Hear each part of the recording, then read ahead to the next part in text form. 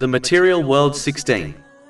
In a narration found in Sahih Bukhari, number 6514, the Holy Prophet Muhammad, peace and blessings be upon him, warned that two things abandon a deceased at their grave and only one thing remains with them.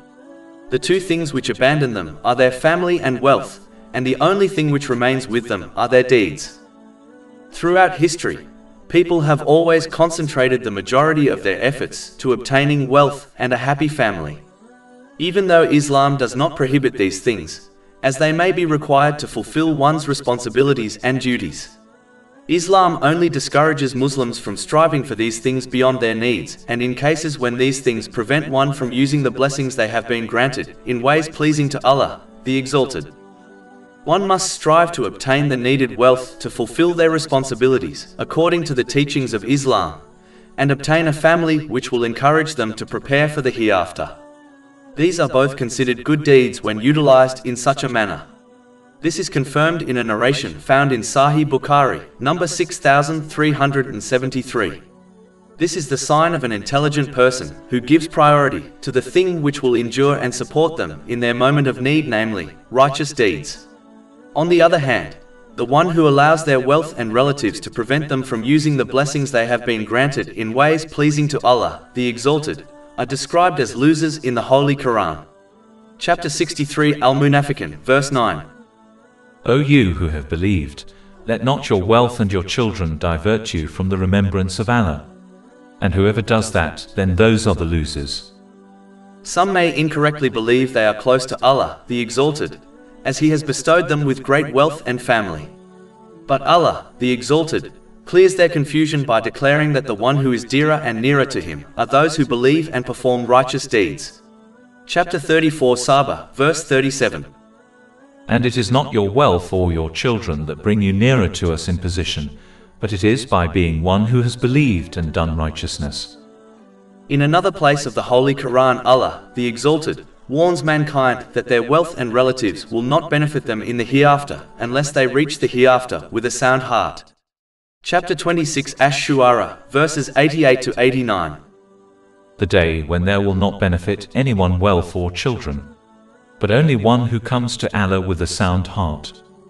The definition of the sound heart is lengthy, but simply put, one cannot obtain it until they sincerely fulfill the commands of Allah, the Exalted, refrain from His prohibitions and face destiny with patience according to the traditions of the Holy Prophet Muhammad, peace and blessings be upon him.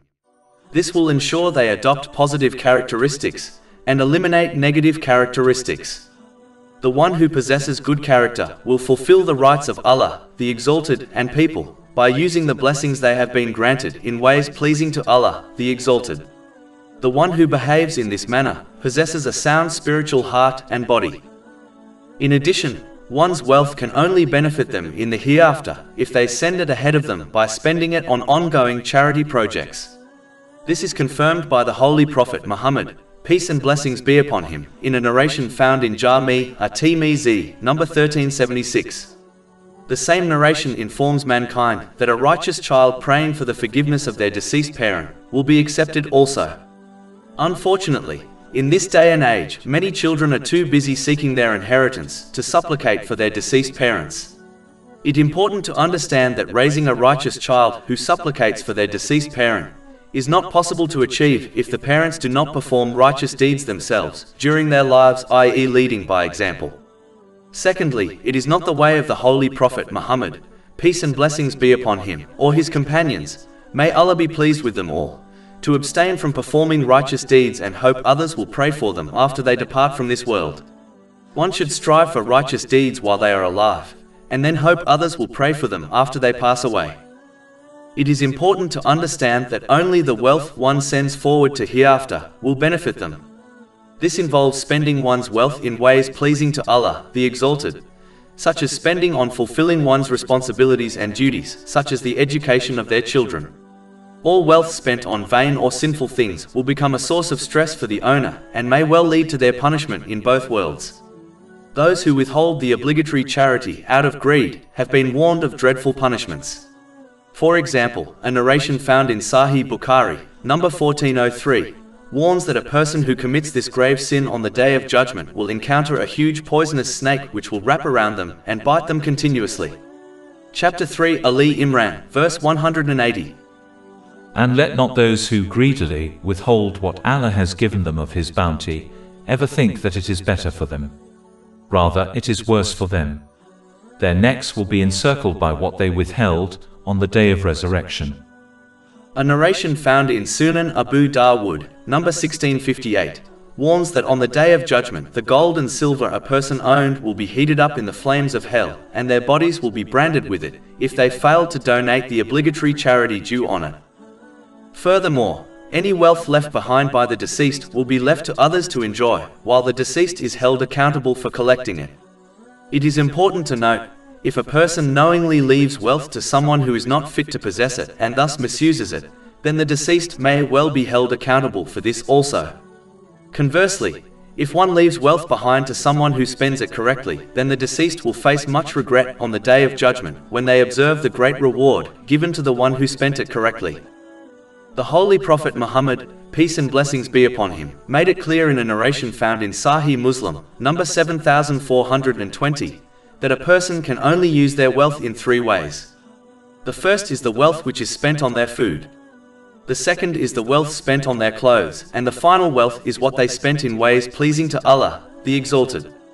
All other wealth is left behind for other people to enjoy, while the deceased is held accountable for collecting it. Hoarding and incorrectly spending wealth inspires one to love the material world and dislike the hereafter, as they dislike leaving their beloved wealth behind, which will occur when they die.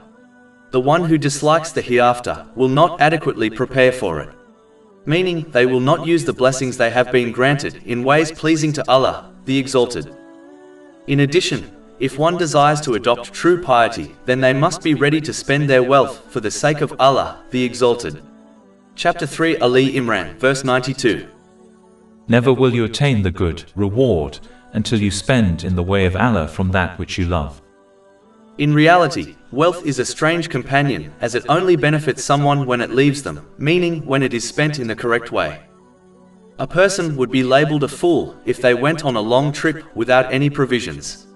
Similarly, the one who does not send their wealth ahead in the form of provisions for their long journey to the hereafter is also foolish. There is no doubt that one of the greatest pains a person feels at the time of death is when they realize that they are leaving behind their hard-earned wealth and journeying towards the hereafter empty-handed. A Muslim should avoid this outcome at all costs. Performing righteous deeds is the only way one prepares for their grave, as no other things of comfort will be found there. It is in fact the means for preparing one's eternal home in the hereafter. Therefore, this preparation should take priority over preparing for the temporal material world. A person would be labeled a fool if they had 2 homes and dedicated the majority of their efforts on beautifying the home which they will spend less time in.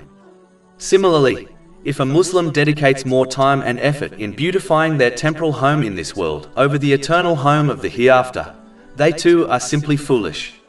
This is the attitude of some, even though they admit and believe their stay in this world is short and for an unknown length, whereas their stay in the hereafter will be eternal.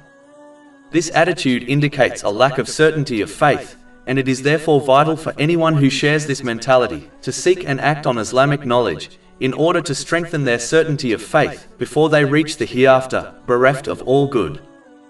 The one who prepares for their grave with sincere obedience to Allah, the Exalted, by fulfilling His commands, refraining from His prohibitions, and by facing destiny with patience according to the traditions of the Holy Prophet Muhammad, peace and blessings be upon him, will find that their good deeds provide comfort for them, whereas the sins there accumulated will only make their stay in the dark grave worse.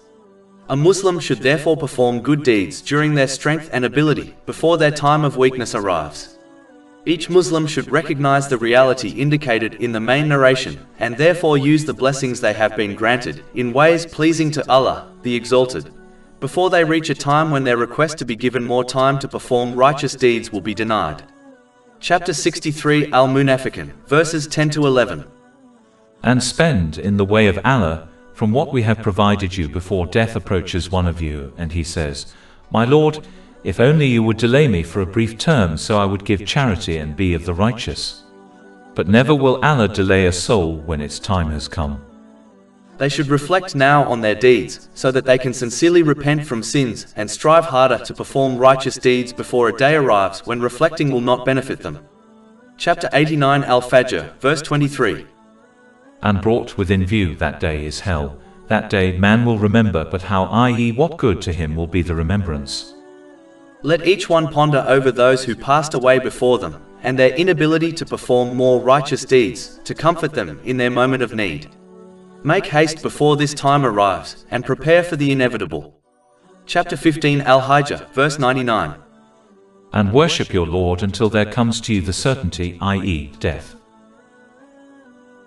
Over 400 free ebooks, audiobooks, infographics, podcasts and blogs available on our website, www.shakepod.com.